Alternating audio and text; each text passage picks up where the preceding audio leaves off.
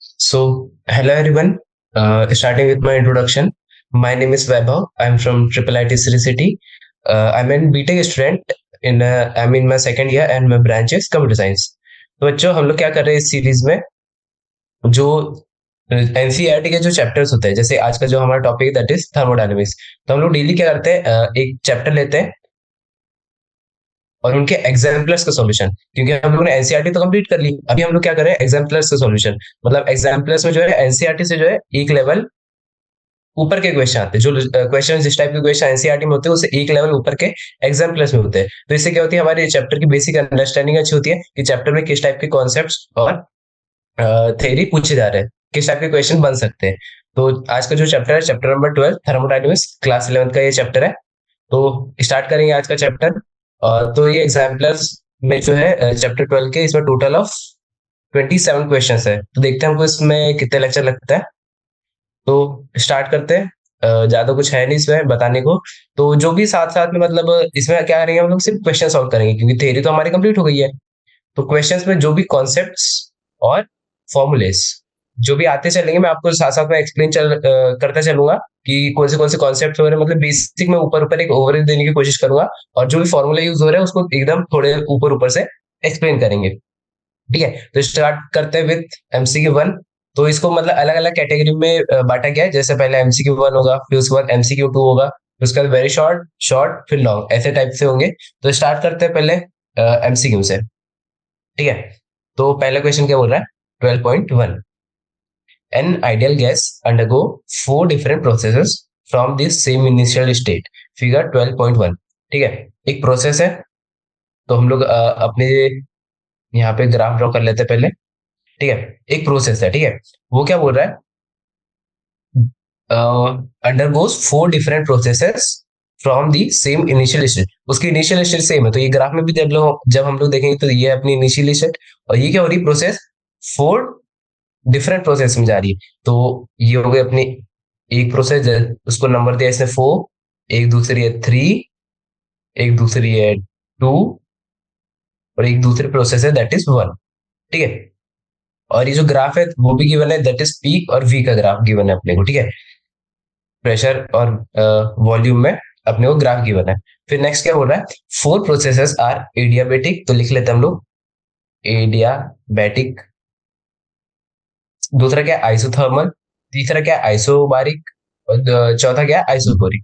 ठीक है, ये 4 प्रोसेसेस के ग्राफ जो अपने को ये ग्राफ में गिवन है, देखो प्रोसेस 1, प्रोसेस 2, प्रोसेस 3, प्रोसेस 4 में 4 प्रोसेस है। ठीक है, आउट ऑफ इज एडियाबेटिक। तो इन चारों में से कौन सी एक एडियाबेटिक है अपने को ये पता लगाना है। तो इसके लिए क्या करना होगा, जो अपने को चैप्टर है इसकी बेसिक अंडरस्टैंडिंग होनी चाहिए कि what is isobaric, what is isochoric, what is isothermal और व्हाट इज एडियाबेटिक। ठीक है, तो चलिए एक एक करके सॉल्व करते हैं, तभी जाके हम लोग को एडियाबेटिक पता चलेगी। सबसे पहले आता है आइसोबारिक। नाम से पता चल रहा है आइसोबारिक। ठीक है, व्हाट इज आइसोबारिक, जिसमें प्रेशर जो रहता है, pressure will be same. Pressure will be same मतलब अब वापस आएंगे हम लोग कहा अपने ग्राफ पे। तो जहां ग्राफ पे जैसे हम पहुंचे, फिर हम लोगों ने देखा किस प्रोसेस के लिए जो है pressure, this pressure is same through out the process. तो हम लोग ने जब ग्राफ को थोड़ा एनालाइज किया तो हमको पता चला दिस प्रोसेस नंबर 4, इसके लिए जो अपना प्रेशर है दैट इज कांस्टेंट, मतलब दैट इज सेम। तो ये चेंज नहीं हो रहा है थ्रू आउट द प्रोसेस। तो ये जो अपनी 4 नंबर वाली हो गई वो तो आइसोबारिक हो गई, इतना अपने को कंफर्म हो गया। ठीक है, तो ऐसे हम लोग को क्वेश्चन पे अप्रोच करना रहता है आइसोबारिक। ठीक है, तो हम लोग अलग अलग प्रोसेस निकालेंगे। तो इस क्वेश्चन से हम लोग क्या चारों प्रोसेस के बारे में समझ लेंगे। ठीक है, अब नेक्स्ट चलते हैं अपनी आइसोकोरिक। तो आइसोकोरिक क्या बोलती है, आइसोकोरिक कि अपने को जो है volume should be constant, volume should be constant through out the process. Isochoric में क्या होता है, अपने को जो प्रेशर चाहिए रहता है वो through out the process same रहता है। फिर हम लोग क्या करेंगे, वापस जाएंगे अपने ग्राफ पे। तो ग्राफ में जब हम पहुंचे तो हमको यहाँ पे हम लोगों ने चारों प्रोसेस को देखा, तो हमको जो है process number 1, this process number 1, इसको देखते ही पता चल गया कि इसका वॉल्यूम जो है कांस्टेंट। ठीक है, तो ये जो फर्स्ट नंबर वाली जो है हो गई अपनी, वो क्या हो गई आइसोकोरिक प्रोसेस। तो अपने को पता चल गया what is isobaric, what is isochoric, और हम लोग ने पता भी कर लिया कि कौन सी आइसोबारिक है और कौन सी आइसोकोरिक है। अब नेक्स्ट आता है अपना आइसोथर्मल। आइसोथर्मल में क्या होता है, नाम से ही पता चल रहा है आइसोथर्मल। आइसो मतलब सेम और थर्मल मतलब टेम्परेचर। तो इसमें जो होना चाहिए temperature should be same through out the process. किसमें होना चाहिए, आइसोथर्मल में। ठीक है, सो आइसोथर्मल में अपने को क्या चाहिए, टेम्परेचर सेम। तो अपने को टेम्परेचर का बारे में तो पता ही नहीं, क्योंकि ग्राफ तो पी और वी में। तो टेम्परेचर कैसे निकालेंगे, कि हम लोग को पता है that is PV is equal to N R T. तो PV is equal to N R T. तो यहाँ पे अपने को पीवी का ग्राफ पता है, और एन आर जो होगा अपना कांस्टेंट रहेगा, क्योंकि हम लोग सेम आइडियल गैस के लिए चल रहे हैं। ठीक है, तो अपने जो टेम्परेचर आ जाएगा that is P is equal to 1/v। ये हो जाएगा, सॉरी, पीवी का जो प्रोडक्ट होगा that should be constant for temperature. इसका कैसा ग्राफ आएगा, ये अपन लोगों ने पी कहाँ पे मार्क किया हुआ है, that is on Y axis. We कहाँ पे लोकेट किया हुआ है, एक्स एक्सिस।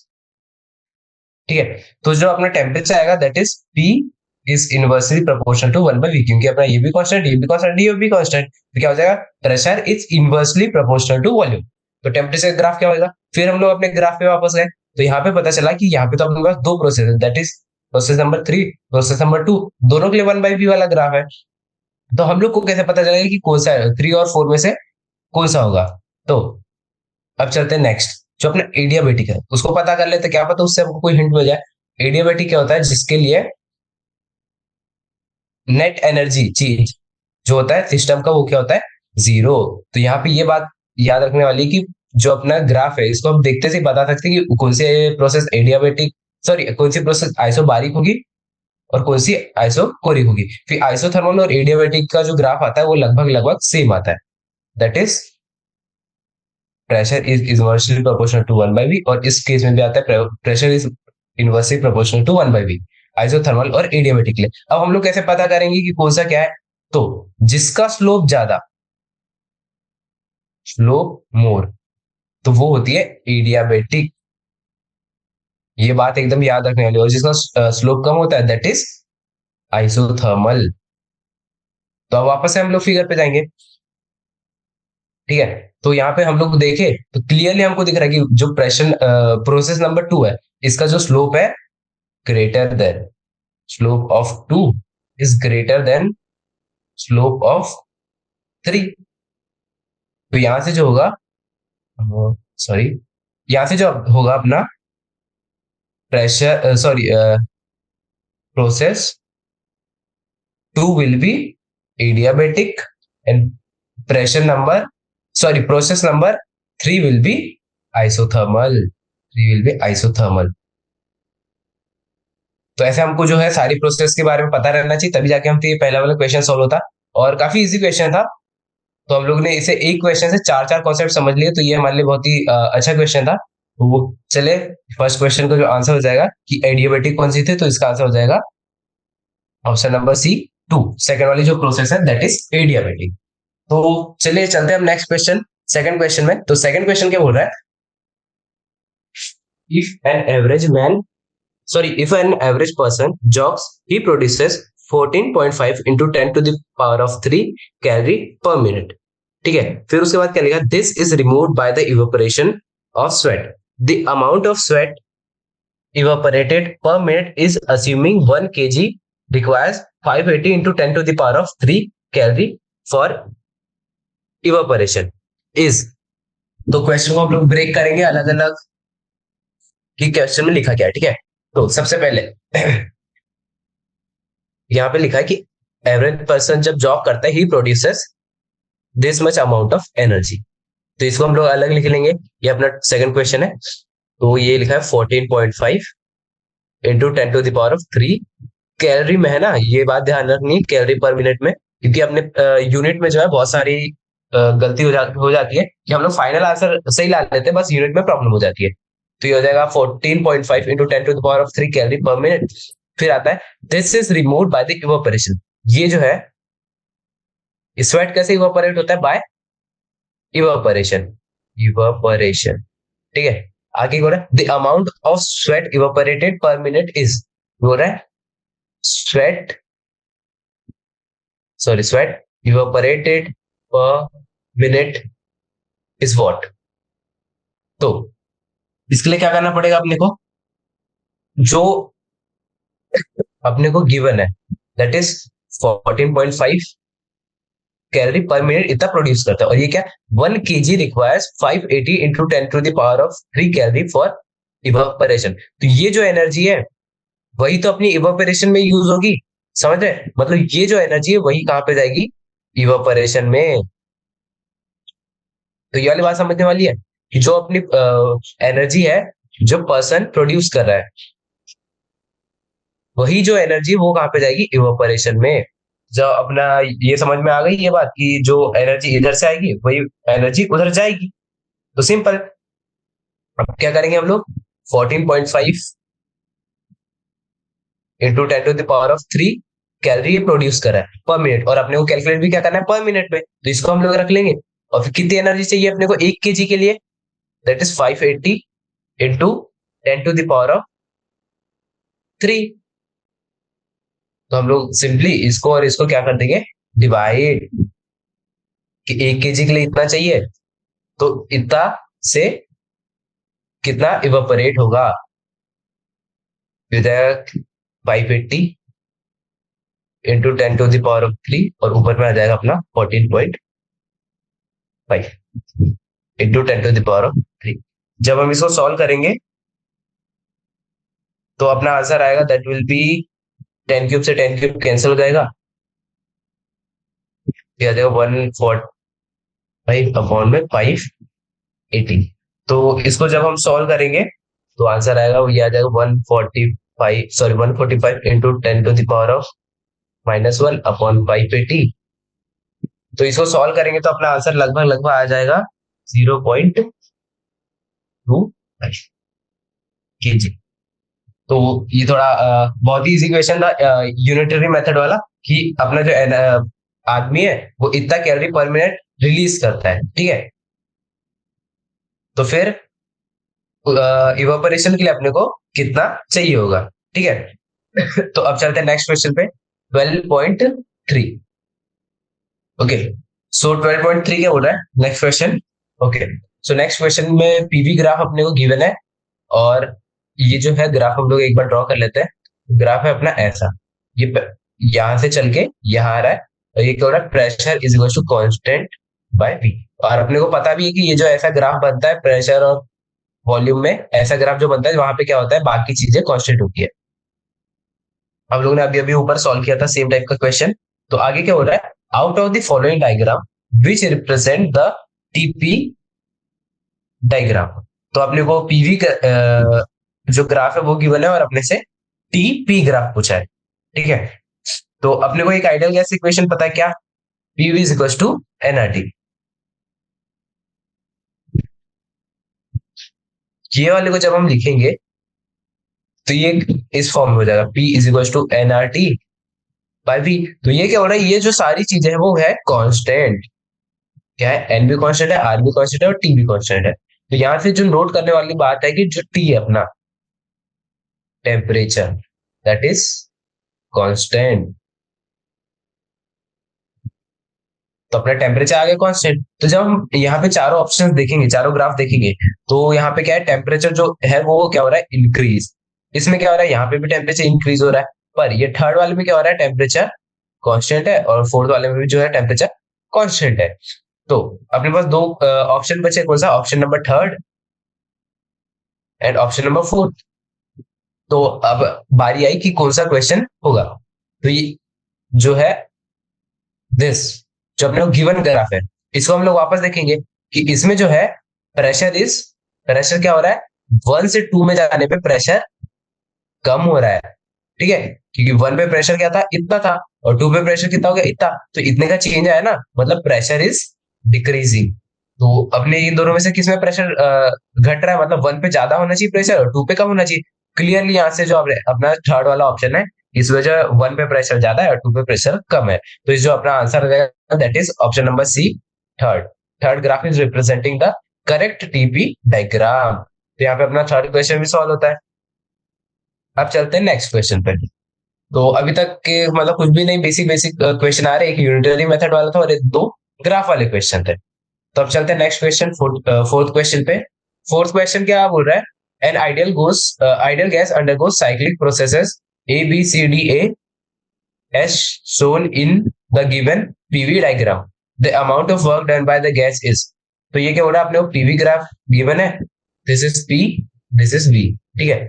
तो इसने y एक्सिस पे P को प्लॉट किया है और x एक्सिस पे वॉल्यूम का प्लॉट किया हुआ है, ठीक है। तो अब क्या बोल रहा है? इसका जो है टोटल वर्क डन जो है अपने को कैलकुलेट करना है।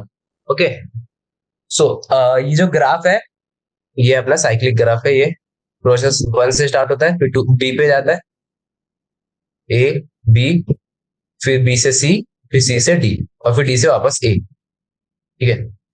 तो इसका पाथ ये है ऐसे। ओके, तो ये जो अपना डी और सी है इस पे प्रेशर कितना है? That is 2p। और ए टू बी पे प्रेशर कितना है? That is p। और ए से डी पे अपना जो वॉल्यूम है दैट इज v नॉट। और जो बी से सी में जो वॉल्यूम कांस्टेंट है दैट इज 3v नॉट। तो अपने को क्या कैलकुलेट करना है? Work done. तो टोटल वर्क डन क्या होता है? दैट इज तो यहां से यहां जब हम जाएंगे तो यहाँ पे क्या होगा? वॉल्यूम का चेंज, ठीक है। और यहां से यहां पे जाएगा तो इस प्रोसेस में क्या? Volume same. इन दोनों प्रोसेस में क्या होगा? जो अपना वर्क डन होगा दैट विल बी 0।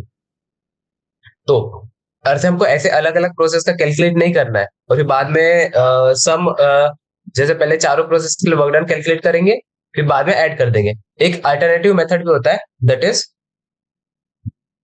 क्या करें हम लोग? इसका जो एरिया है, मतलब ये जो अपना साइक्लिक ग्राफ है, इसका हम लोग क्या करेंगे? डायरेक्ट एरिया कैलकुलेट करेंगे, ठीक है। तो इसका क्या करेंगे हम लोग? एरिया कैलकुलेट करेंगे। तो जो अपना साइक्लिक ग्राफ है इसका एरिया क्या होगा? तो एरिया के लिए हम लोग इसको अलग ड्रॉ करते हैं, दैट इज दिस। ये क्या था अपना वी नॉट, ये था अपना 3v नॉट। तो ये क्या आ जाएगा अपना? That will be 2v not.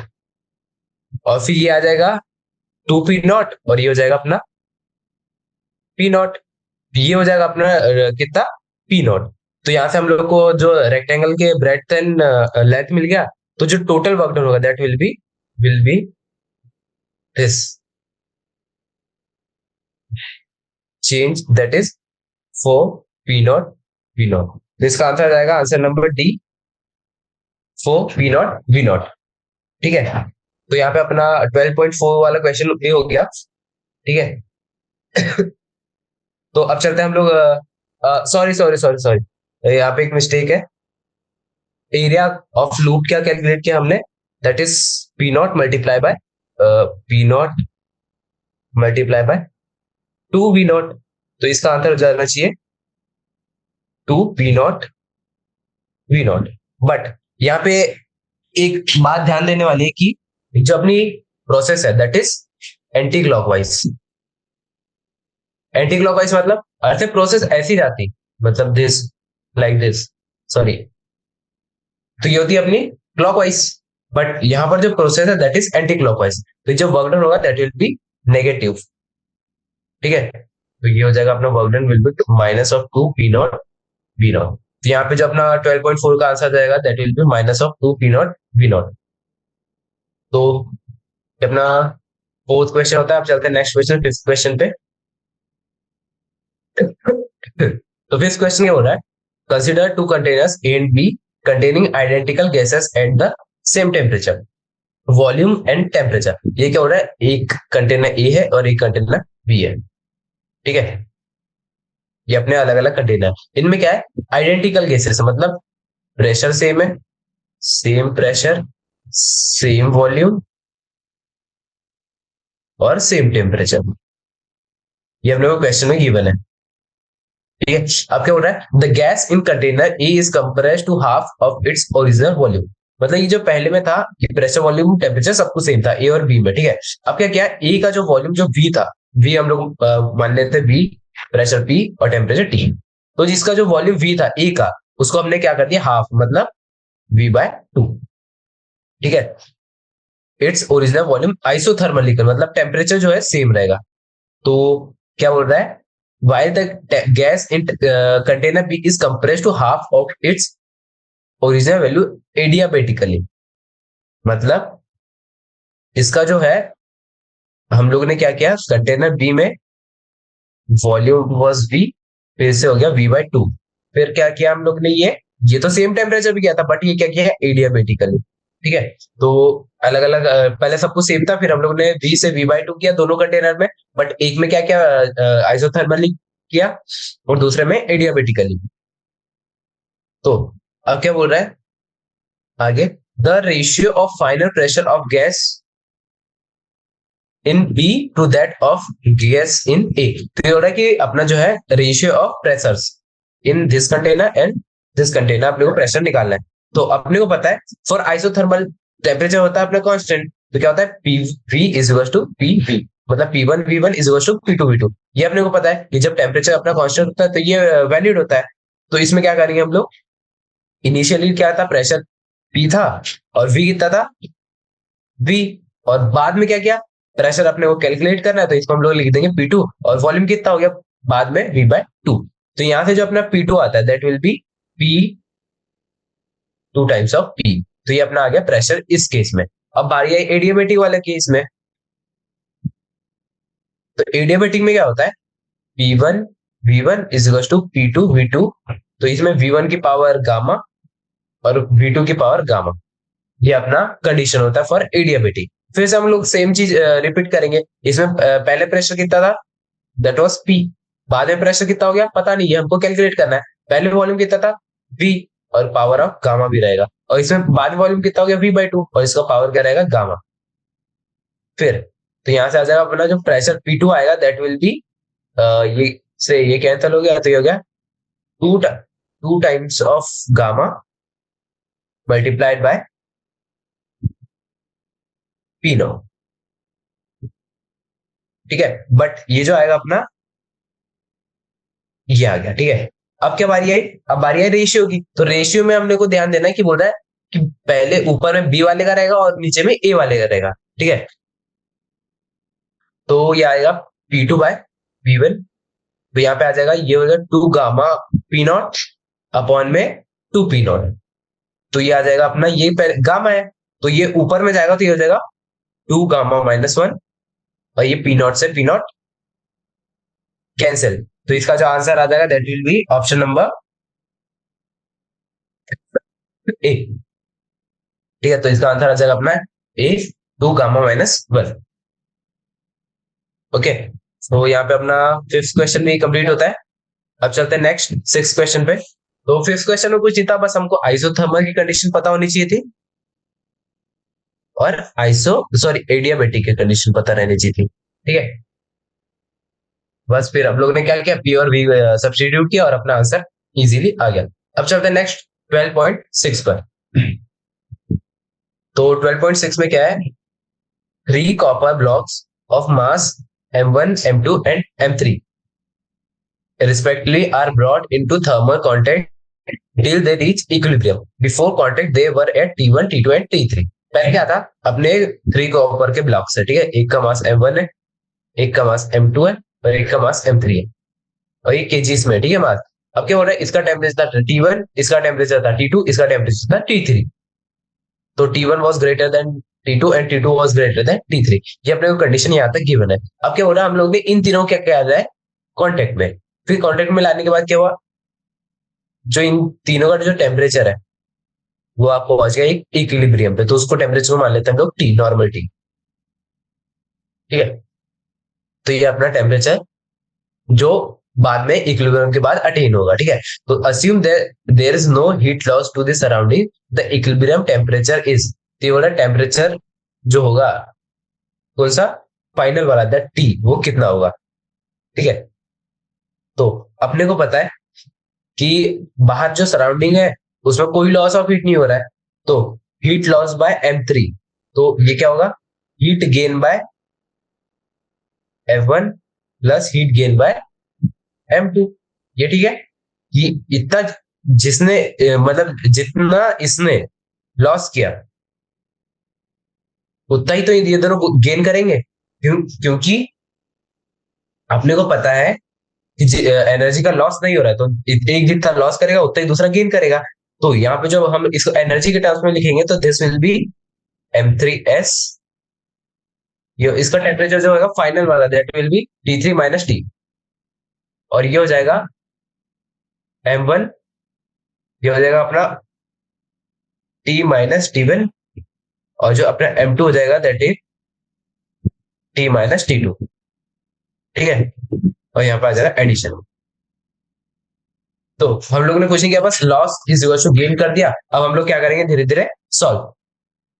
तो जब हम ब्रैकेट ओपन करेंगे तो यहाँ पे हो जाएगा M3T3, सॉरी यहाँ पे हम लोग एस लगाना भूल गए, यहाँ पे एस था, यहाँ पे एस था, तो यहाँ पे एस तो सारे कैंसिल हो जाएंगे। तो बचेगा क्या पे M3T3 minus M3T is equal to M1T minus M1T1 plus M2T minus M2T2। ये अपने पास जो एक्सप्रेशन है इन सारे ब्रैकेट्स को ओपन करने के बाद है। अब हम लोग क्या करेंगे, इसको थोड़ा बहुत इधर उधर ट्रांसफर करेंगे, सारे पॉजिटिव वाले एक साइड और नेगेटिव वाले एक साइड।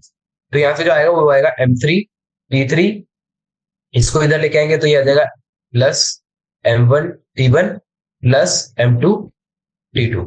और फिर इस साइड क्या बचेगा, that will be M1T plus M2T plus M3T। अब हम लोग क्या करेंगे, जो T है इसको निकाल लेंगे कॉमन। ठीक है, जब T कॉमन निकाला तो यहाँ पे क्या बचा, M1 plus M2 plus M3। और इस साइड का जो है LHS that will be same, ये हो जाएगा M3T3 plus M1T1 plus M2T2। अब हम लोग क्या करेंगे, इसको ले जाएंगे इधर के भी, अपने को टेम्परेचर चाहिए फाइनल वाला, तो ये टेम्परेचर हो जाएगा T is equal to M1 plus M2 plus sorry M1T3 sorry M1T1 plus M2T2 plus M3T3 upon में M1 plus M2 plus M3। तो जो अपना आंसर मैच हो रहा है वो हो जाएगा this option number B, T is equal to M1T1 plus M2T2 plus M3T3 upon में M1 plus M2 plus M3। तो यहाँ पे अपना जो है ऑप्शन नंबर बी जो हो गया वो हो गया करेक्ट। ठीक है, तो अब चलते हैं नेक्स्ट क्वेश्चन, क्वेश्चन नंबर 7 पे। ठीक है, तो नेक्स्ट क्वेश्चन 7th क्वेश्चन क्या बोल रहा है, तो ये MCQ2 टाइप के क्वेश्चन है। MCQ2 में क्या होता है, मल्टीपल करेक्ट,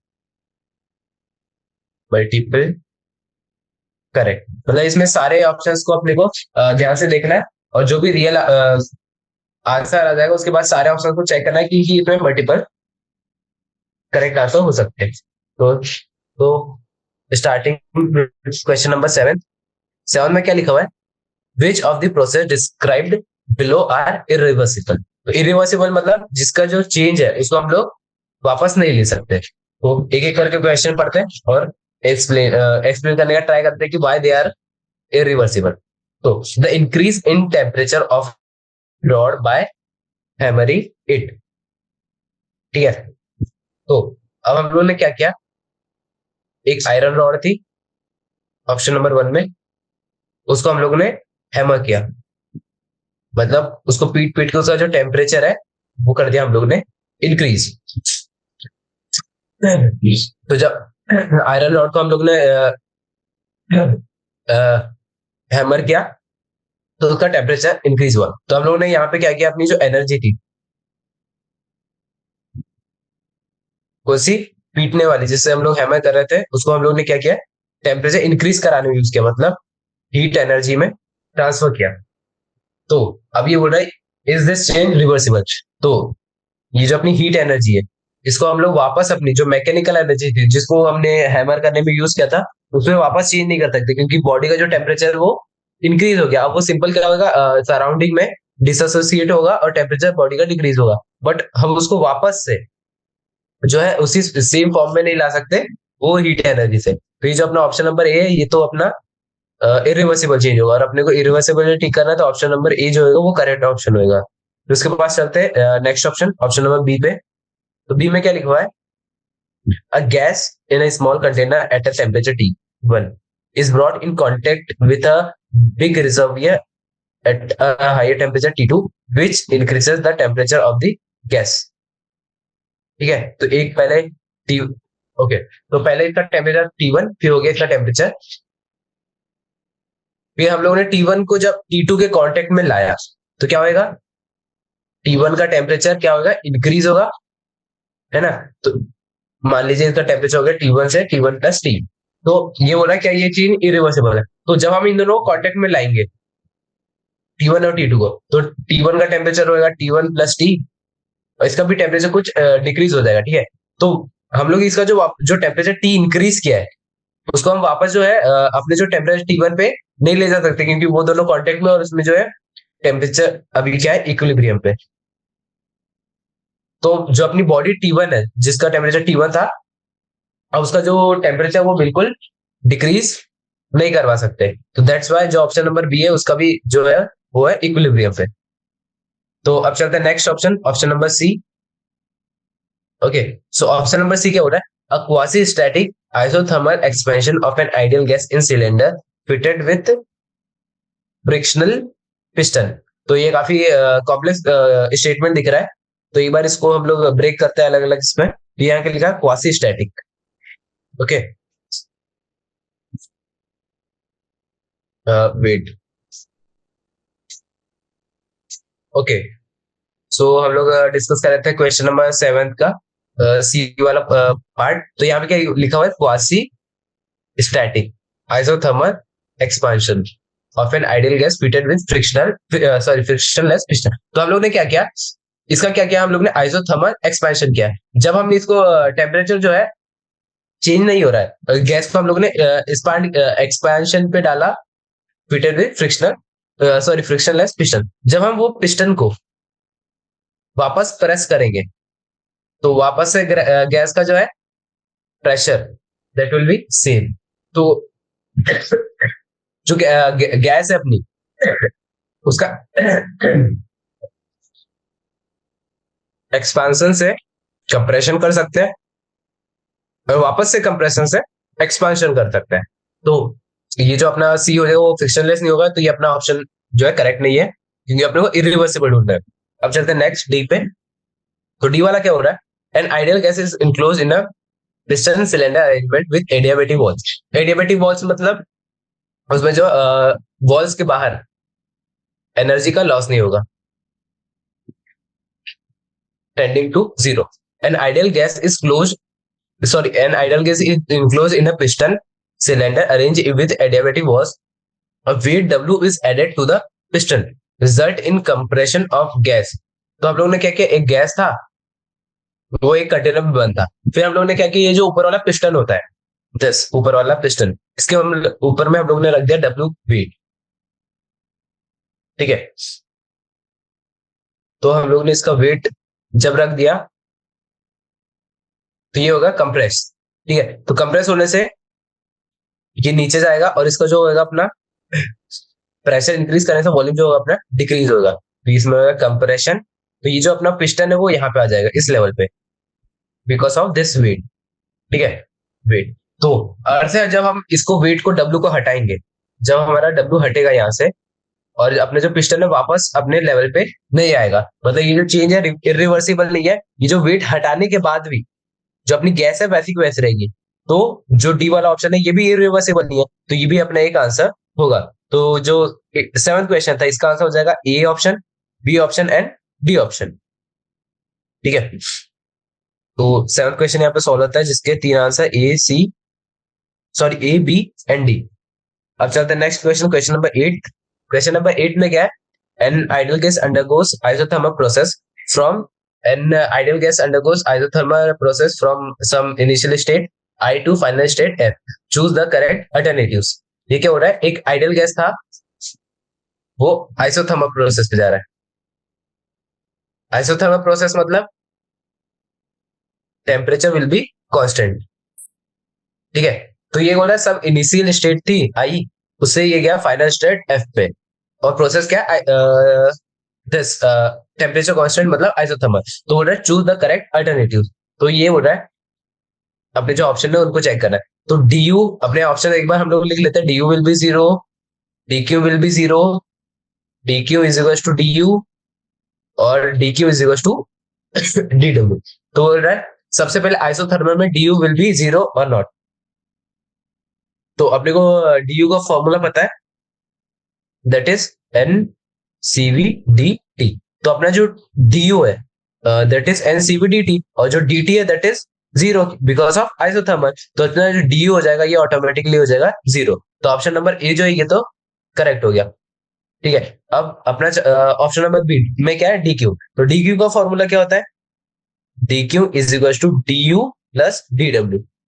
तो डी यू तो जीरो है, but D W won't be zero, क्योंकि पहले हम लोग लिख देते हैं D Q is equal to D W. तो यहाँ से अपना फोर्थ ऑप्शन तो पहले ही करेक्ट हो गया। ठीक है, फोर्थ ऑप्शन को पहले मार्क कर लेते हैं। अब बात करते हैं D Q is equal to zero. तो जब हम लोग ने इसकी एक स्टेट दूसरी स्टेट में ले गए, तो इसके ऊपर जो वर्क डन होगा दैट वोंट बी जीरो। जब वर्क डन जीरो नहीं है तो अपना डी क्यू भी जीरो नहीं होगा। तो ऑप्शन नंबर बी तो वैसे ही इनकरेक्ट हो गया, और ऑप्शन नंबर सी इसलिए इनकरेक्ट हो गया क्योंकि D Q is equal to D W है, ना ही डी यू। तो ऑप्शन नंबर ए और डी जो है वो करेक्ट हो गए, और बी और सी इनकरेक्ट है। तो क्वेश्चन नंबर 8 का सॉल्यूशन आता है अपना option number A and option number D. ठीक है, तो यहाँ पे हमारा 8 क्वेश्चन भी सॉल्व होता है। अब चलते हैं नेक्स्ट 9th क्वेश्चन पे। ठीक है, सॉरी। तो 9th क्वेश्चन में क्या हो रहा है, figure 12.5 shows the PV diagram of an ideal gas undergoing a change of state from A to B। तो हम लोग एक बार डायग्राम ड्रॉ कर लेते हैं, PV graph. This is P and this is V. तो ये क्या हो रहा है, अपना ग्राफ ए टू बी जा रहा है। ठीक है, दिस इज ए और दिस इज बी।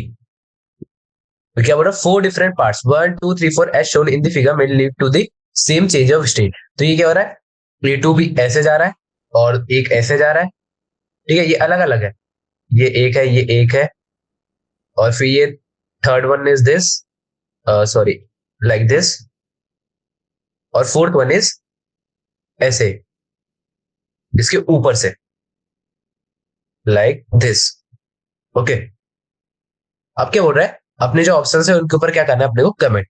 क्या बोल रहा है, first option, change in internal energy in same in fourth and third cases, do not but not in first and second. तो जो पहला ऑप्शन है ये क्या बोल रहा है, इंटरनल एनर्जी। इंटरनल एनर्जी क्या थी अपनी, डी यू, वो क्या थी, N C V D T. तो जब अपना डी टी सेम रहेगा तो अपना डी यू भी सेम रहेगा। तो ये क्या हो रहा है, फोर्थ एंड सेकेंड केस। तो फोर्थ कौन सा अपना, ये वाला, और जो होगा अपना थर्ड वाला दैट इज दिस। ठीक है, तो ये अपने पाथ तो बिल्कुल डिफरेंट डिफरेंट है, बट जो इंटरनल एनर्जी है वो फाइनल, इनिशियल और फाइनल पे मैटर करती है। ठीक है, क्योंकि अपने जो टेम्परेचर चेंज होगा वो तो सब में सेम होगा। ए से बी में जितनी भी प्रोसेस है वो ए टू बी जा रही है, और सबका इनिशियल टेम्परेचर टेम्परेचर एट ए होगा, टी आई, और जो फाइनल टेम्परेचर होगा टी एफ, वो होगा टेम्परेचर एट बी। तो यहाँ पे जो है अपने सारे जो चारों है उन सबके जो है internal change in internal energy will be same. तो ऑप्शन नंबर 1 गलत हो गया, क्योंकि इसका पहला पार्ट तो करेक्ट है कि फोर्थ और थर्ड में सेम है, बट फर्स्ट और सेकंड में सेम नहीं है बोला, तो ऑप्शन नंबर ए हो गया इनकरेक्ट। अब चलते हैं नेक्स्ट बी ऑप्शन पे। बी ऑप्शन में क्या हो रहा है, change in internal energy same in all the 4 cases. तो ऑप्शन नंबर बी तो बिल्कुल करेक्ट हो गया। हम लोग ने अभी अभी यही बोला कि अर्थ टेम्परेचर इनिशियल वाला और टेम्परेचर फाइनल वाला सेम है, तो change in internal energy will be same. अब चलते हैं नेक्स्ट वाला, सी और डी। सी में क्या हो रहा है, वर्क डन मैक्सिमम किस में होगा। तो अपने को वर्क डन मैक्सिमम के लिए क्या चाहिए, वर्क डन किस पे डिपेंड करता है, work done depends on path followed. ठीक है, अपने ये तो सिर्फ स्टेट, फाइनल स्टेट और इनिशियल स्टेट पे डिपेंड करता है, और जो अपना वर्क डन है वो अपना पाथ डिपेंडेंट होता है। ठीक है, डिपेंडेंट। ठीक है, तो वर्क डन क्या होता है, area enclose by the figure. तो एरिया इनक्लोज हम लोग जब इसमें कैलकुलेट करेंगे तो फर्स्ट वाले ने इतना एरिया इनक्लोज करा है, इतना, और जो अपना सेकंड वाला है उसने इतना इनक्लोज किया है। Only this much. तो फर्स्ट वाले ने इतना एरिया ज्यादा इनक्लोज किया है, तो वर्क डन ऑब्वियसली फर्स्ट वाले का ज्यादा हुआ। तो ऑप्शन नंबर सी जो होगा करेक्ट होगा, work done is maximum case one. और जो ऑप्शन नंबर डी है वो ऑटोमेटिकली इनकरेक्ट हो जाएगा। तो अपने क्वेश्चन नंबर 9 का आंसर क्या हो जाएगा, ए सॉरी बी एंड सी, कि अपना जो इंटरनल एनर्जी का चेंज होगा वो सेम होगा फॉर ऑल फोर केसेस, और जो वर्क डन मैक्सिमम होगा वो अपना केस वन के लिए होगा। ठीक है, तो यहाँ पे अपना 9th क्वेश्चन भी सॉल्व होता है। अब चलते नेक्स्ट 10th क्वेश्चन पे। ठीक है, तो 10th क्वेश्चन क्या हो रहा है, consider a cycle followed by the engine. ठीक है, तो ये अपने को फिगर देखना है 12.6। ये अपना साइकिल है, 1 से 2 पे जा रहा है अपना, 2 से 3 पे जा रहा है और वापस 3 से 1 पे जा रहा है। 1 to 2 इज आइसोथर्मल, अपने को पहले से ही बता रखा है कि 1 से 2 is isothermal, 2 to 3 adiabatic and 3 to 1 is also adiabatic. ठीक है, तो ये एडियाबेटिक है, ये भी एडियाबेटिक है और ये आइसोथर्मल है। Such a process does not exist because, तो ये ऐसी प्रोसेस एग्जिस्ट नहीं करेगी, क्यों? तो अपने पास साइकिल में क्या गिवन है, ये और ये, तो ये अपना 1 है, ये 2 है और ये 3 है। तो ये हो रहा है ये आइसोथर्मल है 1 to 2, 2 to 3 is adiabatic and 3 to 1 is also adiabatic. और ये हो रहा है such a process does not exist because, तो इसका अपने को क्या देना है, रीजन। तो रीजन क्या होता है, रीजन के लिए सबसे पहले हम लोग क्या लिखेंगे, इक्वेशन। तो अपने को पता है कि एक स्टेट से अपनी प्रोसेस चालू हो रही है, दूसरे पे जा रही है, 3 पे जा रही है और फिर वापस एक ही जगह पे आ रही है, मतलब ये क्या है, cyclic process. That means no change in internal energy. ठीक है, तो इंटरनल एनर्जी में चेंज नहीं है। चेंज इन इंटरनल एनर्जी मतलब D U is equal to zero, ये अपने को पता चला है क्योंकि एक साइक्लिक प्रोसेस है। तो इनिशियल टेम्परेचर और फाइनल टेम्परेचर जब सेम हो रहा है तो अपना डी यू तो जीरो है, ऑब्वियस सी बात है। तो अपना एक बार फॉर्मूला लिखेंगे equation, that is D Q is equal to D W plus D U. तो अपना डी यू तो जीरो है, तो बचा क्या, D Q is equal to D W. ठीक है, अपने पास ये वाली इक्वेशन आई, हम लोगों ने जितना भी देखा है। तो ये क्या बता रहा है कि work done is equal to, work done is equal to Q, मतलब इन एनर्जी। तो ये बोल रहा है work done is equal to change in energy, but जो सारी एनर्जी है वर्क डन, जो चेंज इन एनर्जी है सारी की सारी complete can't be converted into mechanical energy, मतलब जो एफिशिएंसी कांट बी 100%।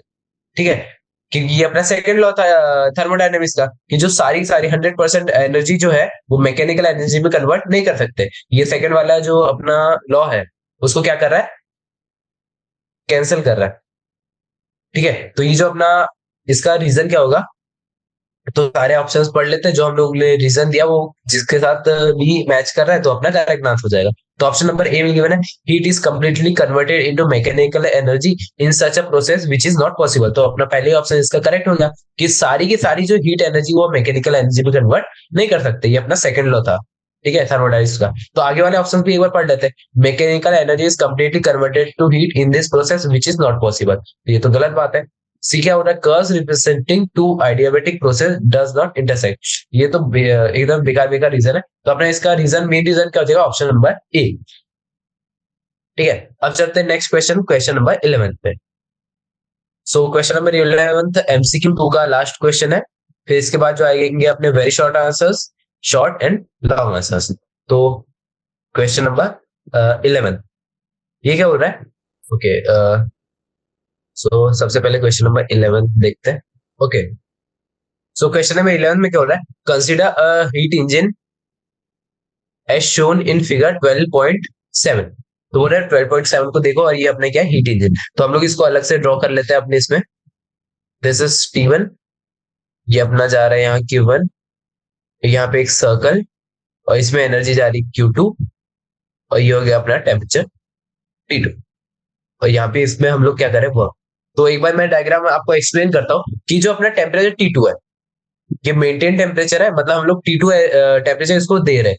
ठीक है, T2 टेम्परेचर के कारण काम हो रहा है और ये काम हम इस इंजन को दे रहे हैं। ठीक है, और फिर इससे जो आउटपुट निकल रहा है, एनर्जी जो लॉस हो रही है दैट इज Q1, तो वो उसका टेम्परेचर कितना है T1, और इसके ऊपर हम लोग वर्क कितना करें, W का वर्क करें इस इंजन के ऊपर। ठीक है, तो अपनी तीन चीजें हो गई, जहां से एक जगह से एनर्जी आ रही है, एक जगह पे एनर्जी जा रही है वेस्ट वाली, और हम इस पे क्या करें, वर्क करें।